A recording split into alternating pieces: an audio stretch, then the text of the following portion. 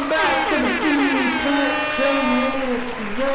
These are all the songs I've been enjoying the most throughout April. These are all my April songs. You know, these are the highlights. You know, I went back to some albums, found a few highlights, put them into a playlist. We have 24 tracks today. Last time it was 18 tracks. This time we got 24. Oh shit. Let's just get right into it. Track number 1 on the playlist is an opening track. I think I should do that with every playlist. Just open it up with an opening track for an album. We have Travis Scott with Pornography. This is such a beautiful song. I love the woozy melody. It just perfectly captures that sort of druggy, just woozy, trap-flavored feel. T.I.'s like narration is so just like grand, and the piano just makes it feel so epic. It's just such a fucking brilliant intro. Next up I have Disclosure with Second Chance, a really sweet deep cut from their Settle album, which is one of my favorite electronic albums of the decade. I fucking love Settle, one of the best house albums, one of the most interesting and fun and groovy house albums of the 2010s in my opinion. Second Chance is such a slept-on track from this album, bro. The textures on this song are so vivid and gorgeous, and the vocal sampling is so brilliant too. Next up I have another house-ish type,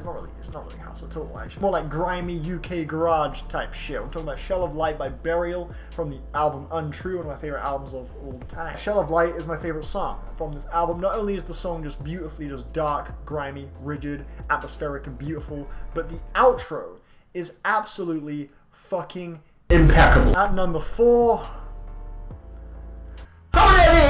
yeah, it's Princess Nokia. She had a horrible mixtape out recently, which I forgot to cover in my recent Hero Some album reviews. I should have really done that. But yeah, it was pretty awful. But I did like one song from it, the song Look Up Kid. I actually really like that song. Tomboy, it's terrible, but it's brilliant, and I love it. Track number 5 is Get the Fuck Off Now, Get the Fuck Off My Dick. I love his demeanor on this song. It's like cocky, but it's like subtle as well. You know, it's like effortlessly braggadocious, which I really like. And the beat again is equally as just subtle. It's not really like a super hard, crazy beat like a Yeah Right or something from Big Fish Theory. It's way more laid back, but it's still pretty cold-blooded. Overall, enjoyable track, and yeah, it's pretty funny too, given the context surrounding it. At number 6, I have The Strokes with Someday. I revisited Is This It, which is of course the best Strokes album. In the wake of the new Voids album being so fucking great, I decided to go back through some other Julian Casablancas greatness, and yeah, Someday is the song that stuck out to me on my endeavor back through my revisit of Is This It. You know, I think Someday is one of the grooviest, catchiest, most sticky songs from that album, and I fucking love it. Next up, I got some Deaf Heaven.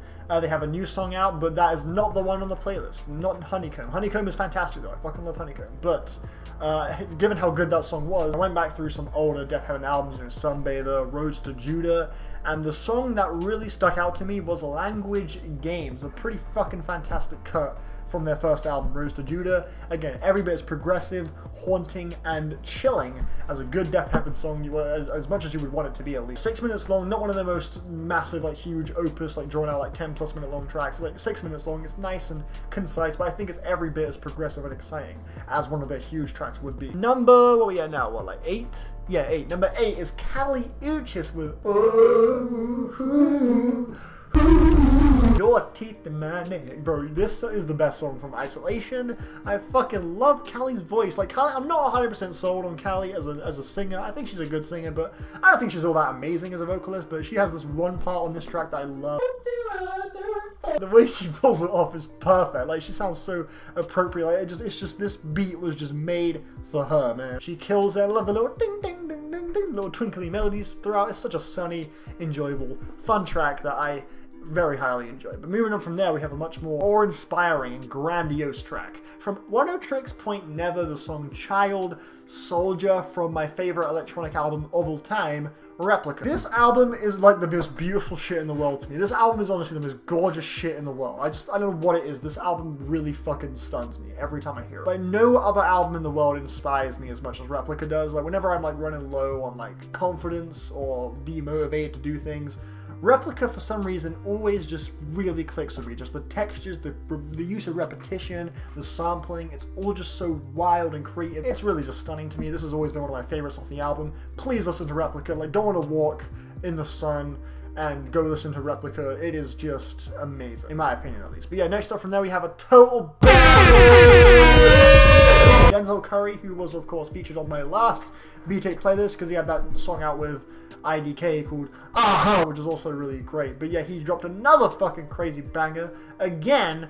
It's called Sumo, and holy fucking balls. This is the most wild song I think he's probably ever come out with in his whole career. This shit is mental. Honestly, the best ad-libs in the game, bro. The ad-libs on this track are amazing. Especially the part where he's like, okay, everyone the fuck about it down, okay, a little okay ad-lib. This is just so fucking aggressive. I just love it. It sounds so perfect. I just think it works amazing. Next up, I got some good old fucking pop-punk emo shit. With the song Now That I Got Nothing, What Am I Supposed to Do? Outs. I have always adored this track. The instrumentation is so just aggressive. The riff, the little it's just so like in your face and amazing. I love the lead singer on this track. He sounds so perfect. His sort of boyish, you know, tone filled with anguish and angst. It just works so perfectly with this aggressive instrumental. On the hook is an absolute earworm. Next up, we got some more Swans. I remember last month we had Swans track 93 Avenue Blues from the Seer, but this time we got some greatness from oh, okay, I thought it was a spider up there. Instead, we got some greatness from To Be Kind this time around. I went back and listened to some To Be Kind again. It's a masterpiece. We have the song A Little God in My Hands is the one I've chosen, which I just love that part where like the bells come in. I think it's bells. Gives me chills every fucking time. And that part where right before that, when the instrumentation just explodes, it's just such a wild moment that always just really disorients me. Brilliant track. Love this song. Next up, we got some Kendrick Lamar. Since we did the Kendrick Lamar bracket on the last episode of Sloth Window Crest, episode 3, episode 4 coming fucking soon, bitch. But since we did that, you know, I was in the mood to just go back through some Kendrick Lamar discography. And honestly, my ranking of Kendrick's albums is like fucking terrible. Like it's like you won't agree with it. Like you just won't agree with it. But yeah, I went back through like all of his albums, Section 80 all the way through to Damn. And the track that I wanted to highlight that I think had the biggest impression on me out of all of these albums was from Untitled and Mastered, the song Untitled 1. Amazing song, hugely underrated track, fucking brilliant, just bustling, frenetic production on this track. And his performance is so unbelievably impassioned and wild. He is just shaking. It sounds like he's fucking freaking out on this track. He sounds really just wild and just unhinged. Religion is just a key topic on this particular song. I just think it's such an awesome track. I think of all the songs on Untitled and Mastered, this one would fit best somewhere on To Pimp a Butterfly, in my opinion. Next up, we got, yo, we kinda play your sister! You know what I'm saying?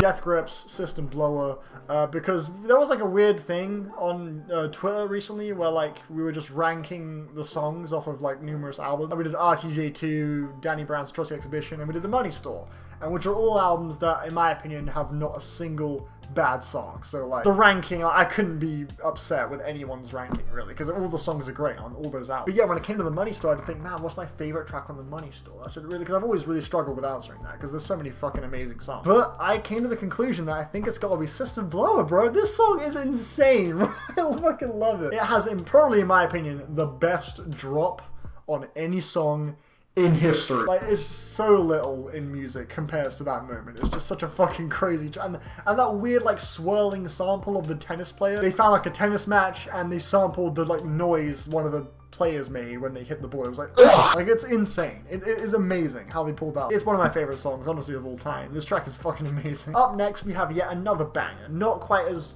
wild and experimental. This is a lot more commercial. I got motherfucking Rae Sremmurd! Rae Sremmurd are incredible. Everyone knows this, obviously. No one disagrees with that. If you do, you will be blocked. But yeah, I went back to listen to the undisputed classic known as Shrem Life. Easily a classic. Yeah, I mean, honestly, it's for me, it's a personal classic, for me at least. But yeah, Shrem Life, in my opinion, honestly, top 3 best trap albums ever made. And the song I wanted to highlight from it is the undeniable best track on this album. This album is great. It's just banger after banger, but this song is unfucking real. Up Like Trump. This song is phenomenal. Honestly, this song might be a 10. It's amazing. Because not only does Sway Lee like give his most hype performance I think he's ever given on the song, because normally he's doing the singing shit, he's just singing all sensually, but he's like going the fuck in on this track. The beat is insane. Mike Will made it, you are a fucking beast. The beat is just so unbelievably hype. But oh my god, the song enters a whole new realm.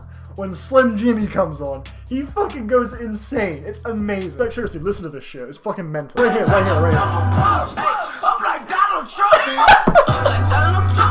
fucking love it. And there are some amazing lines on this track too, like right here on the screen. Here are some hilarious bars from this song. Next up I have Do It Like 6 by Light Club. You know, my friend Elliot was talking about, hey, I want to get into some synthwave. Can I recommend some synthwave art? Fucking Hotline Miami type stuff, you know? And I was just thinking, like, I don't really know many, like, synthwave artists. You know, I thought of, like, Neon Indian, but I guess that's more, like, vaporwave, really. But yeah, one artist that I did know that were kind of synthwavey was Light Club, you know, because they had a song from the Hotline Miami 2 soundtrack, which is one of my favorite indie games of all time. But yeah, I was like, I'm gonna just familiarize myself with Light Club a little bit more, and I checked out their album. It's called Feelings.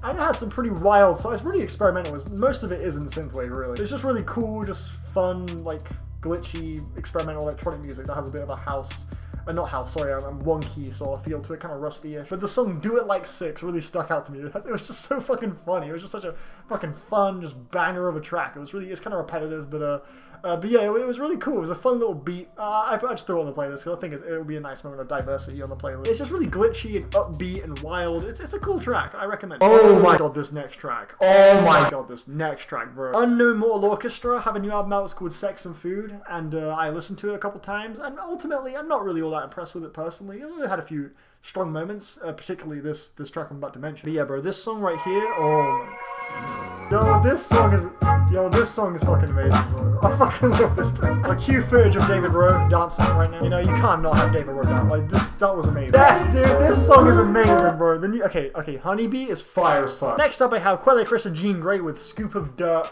Oh my god, you're all Droog. Fuck you. Fuck you for this verse. I might have to go back and re-listen to Pax. Like, I thought Pax was cool. I didn't really love it like that. It was cool. But I think I might have to revisit it because his verse on this track was incredible. Like, straight up, this verse might be my favorite feature of the year in rap. Make songs with my fam and they jamming it. Slap the phone out your hand for shazamming it. Are you fucking serious? I don't care who act funny trying to rank if there's money in the motherfucking bank and a tank full. Q can roll a dank with like an ankle with dank. Thought his delivery at that part of the song, flawless. Rush straight to the mirror and squeeze purse. All I see is black heads and white heads. Keep my shirt on, not sexy enough like Right said Freddy. Hunchback posture and Gert looking like the number 6. And he ends off the whole verse with single-handedly lowering all the greatest rappers' caskets. Yeah, listen to this track because the beat is super grimy too. It's a really weird beat, but it took me a minute to come around to it, but the beat is really just like grimy and like rigid and cool. But yeah, listen to this track strictly for that verse alone because it's beautiful. Next up I got some good old thrash metal from Vektor. I went back and listened to AOTY Isolation, and yeah, this track is called Tetris Structural Minds, and it is a fucking sprawling, expansive opus of a fucking thrash metal track. It is insane. It's not their longest or anything. It's not, I mean, opus insinuates it's like a huge 20-minute long track or some crazy shit. It's 5 minutes long, but there are so many exciting phases going on here. I hesitate to not call it an opus. It's pretty fucking wild. It's probably my favorite track on this album. AOTY Isolation, Vektor, they're definitely one of the strongest thrash metal bands out right now. But yeah, this track, stellar. Next up I have, oh fuck, this chick really caught my eye recently. Her name is Alina Baraz, or Barron. She has an album out called The Color of You, or a mixtape or an EP. It's 9 tracks long. Opening track on this album is called Fallen. And the second I heard it, I just fell in love with it. The piano is just beautiful. I wish I had thought of these chords, man. I wish I had come up with this piano melody. The piano at the very beginning, I just thought that melody was beautiful. Next up I have Saba. You know, he had an album out recently called Care For Me, which I will be reviewing soon on Sloth Window Crest. Rapper from Chicago, jazz rap artist, you know, and I listened to his first album, Bucket List Project.